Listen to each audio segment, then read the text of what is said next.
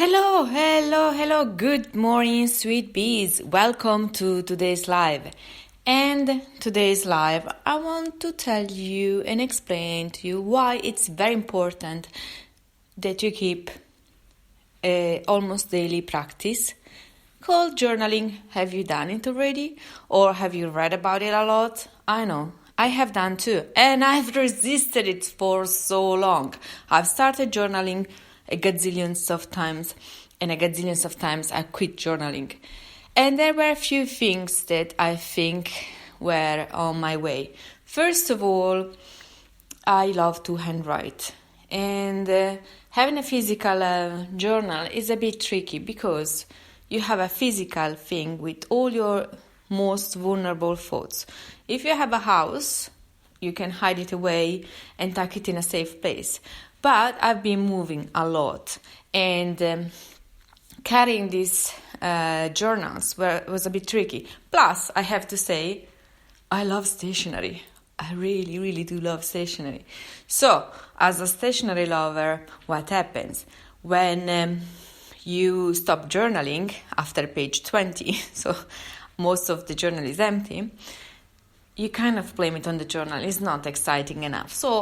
And plus, you are like a few months forward, if not years, so you're a new person. You need a new journal. You go to the stationery shop and you get this beautiful journal because you deserve it. But if you're anything like me, even that one, beautiful, stunning, after a while you will quit it. Now, what I have every day with me is my phone. And as a handwriter lover, I was really struggling to keep apps active because I love to read. However, I am forcing myself to just use an app. And apparently, Day One, which is an app that you can find on the App Store and Android Store, even if it's more for Apple users, because on the Android, apparently the version is quite limited. So people have been complaining that Day One is not the best if I have an Android, but don't fret. If I have an Android, there is another one called Journey, which is beautiful as well. And it's more like they also coach you. But anyway, this Day One apparently does also have an option that if you have an iPad with a pen, you can write it and then the words become a text. So seems to be perfect as I have the iPad. But then again, I wanted the iPad with the pencil. And how often do you think I use the pencil? Not so much. In fact, it's often expired, I would say. It's often with dead batteries. Anyway, back to why you should journal. And you should do it almost daily. It's working. And if you have it on your phone and you have a safe app, that you can find reviews on other ones, even Penzu, I found out that it's encrypted and totally safe, like military safe.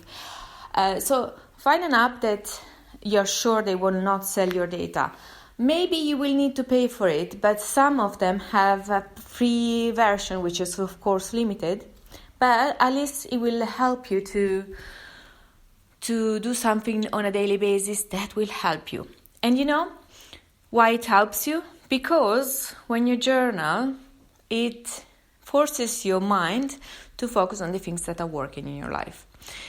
Before starting to journal every day, I will wake up in the morning and I will think to myself, what do I need to do today? And I will not remember what I decided the day before I will decide. And the thing is, in the evenings, we are a totally different person than who we are the next morning. So in the evening, we have, at least I have, that kind of guilt that is like, I should have done better today. I should have worked more on that issue and that other thingy. But I will sort it tomorrow. Tomorrow is a fresh day. I will sort it out. And I will do the things I don't want to do. Blah, blah, blah. And what a lie. I don't often do the things I didn't do on day one. Because if I waited day one, I can usually wait day 2, day 3, week 5, week 6, etc. I am one of those people that tend to do the things at the very last minute at times. The things I don't want to do or that I find challenging or difficult. I know it's a very, very bad habit, so if you don't have this habit, don't take it. Because it's much better to work in the direction of your dreams every single day even 5 minutes every day do something about it, and you will see a progress. Instead, I live in the constant thinking of, I should do that, I should do that, I should. Now, on other things that I love to do, I progress on a daily basis.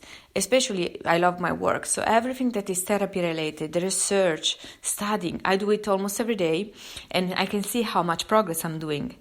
But on other tasks, like admin, not so good. Anyway, so I have a great, amazing app that helped me with the to-do. Finally, I found one that is personalizable.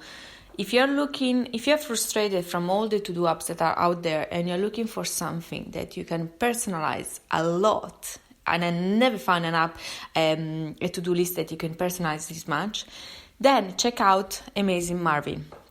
I will publish the interview as soon as possible, and then once I've done it, I will put the link of the interview in the description. But yeah, that's a to-do app. So makes me feel much more productive. It's fun to use because there are frogs that appear. That is like, that concept, eat that frog, that tells you to start your day with the things you don't want to do. So at least every day we should do something we don't want to do. At least 5 days a week, And every day I believe we should do something in the direction of our goals. But the journal is different in the sense that the journal makes you focus on, like every morning I get the questions.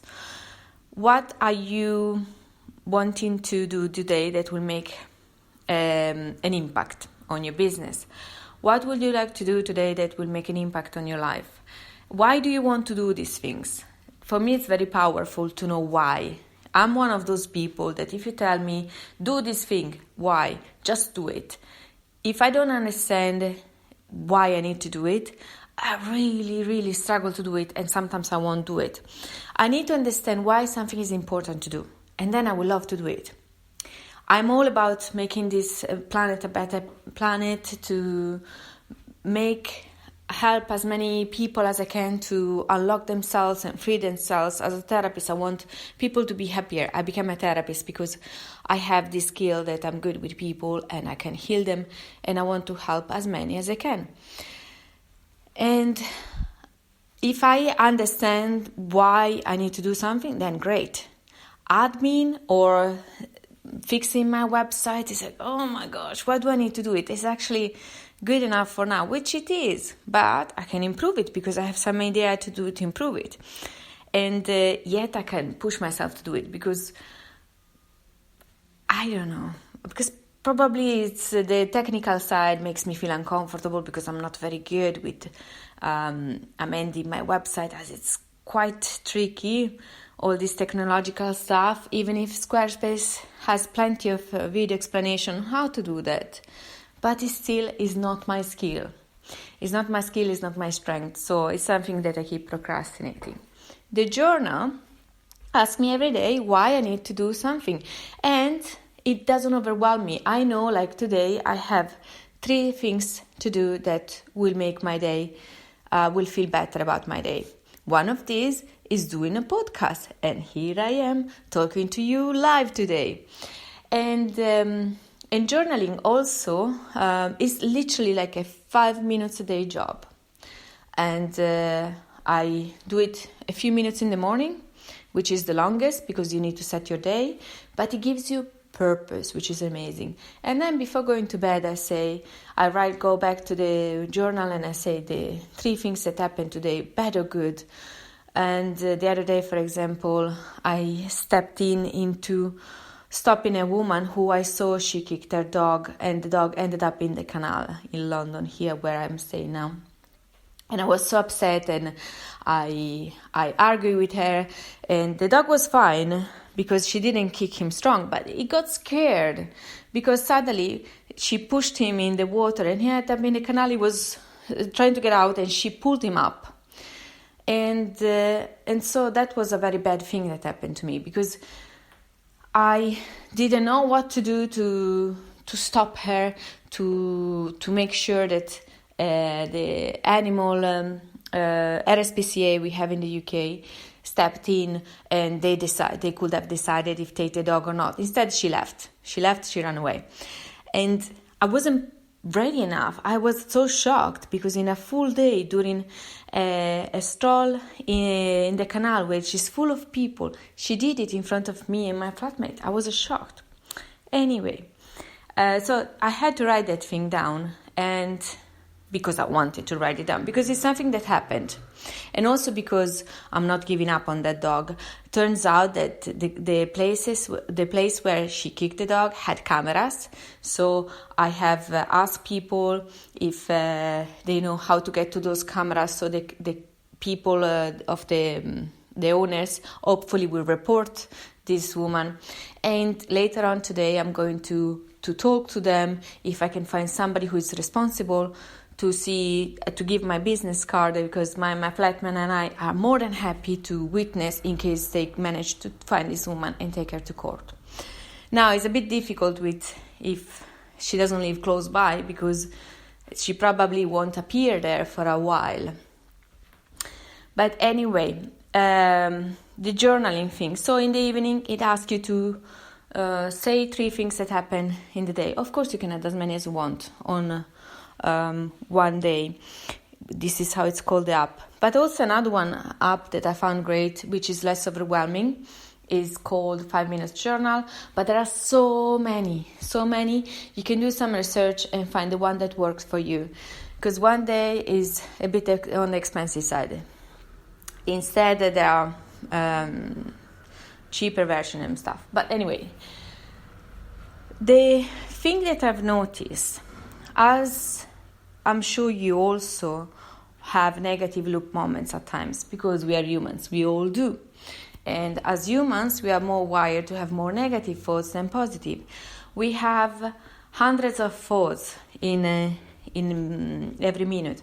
Every day we have thousands, like 60,000 thoughts. The scientists have found that we have an approximate 60,000 thoughts. How do they count these thoughts? I have no idea. But these 60,000 thoughts a day are mostly negative. And that's not to punish us. But without negative thoughts, we will be well expired. If you go skiing, you will see in the mountains, 2-year-old kid, they have no fear. They have no fear, and that's dangerous. Even if you go to the seaside or the lake, small kids don't have no fear, because the fear of drawing or the fear of falling off the cliff in the mountains is not developed yet.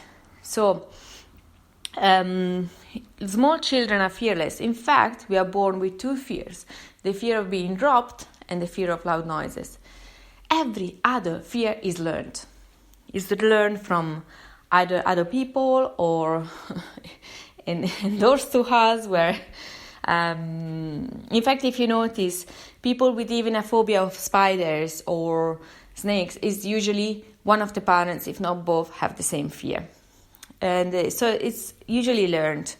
And so as it's okay and it's super normal to have more negative thoughts, it's not okay to succumb on our negative thoughts.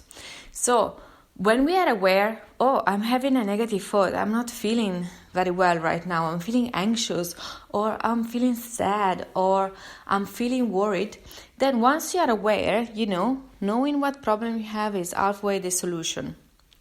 And so once you know that you're having these negative loops, you can do something about it.